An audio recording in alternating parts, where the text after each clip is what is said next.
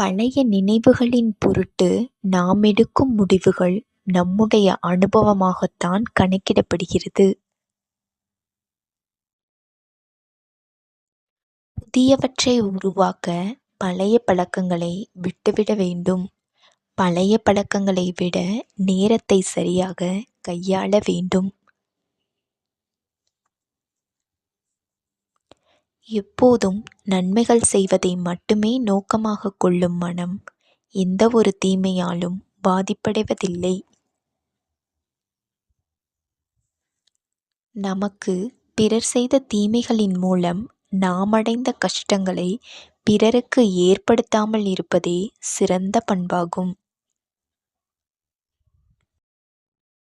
மற்றவர்களுடன் நம்மை ஒப்பிட்டு கொள்ள வேண்டிய அவசியமில்லை. அனைவருக்குள்ளும் இறைவனே நிலை பெற்றுள்ளார். இறைவன் இருக்கும் இடம் சிறந்ததாகத்தான் இருக்கும்.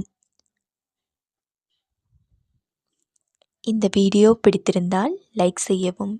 இது போன்ற வீடியோக்களை காண சப்ஸ்கிரைப் செய்யவும். நன்றி.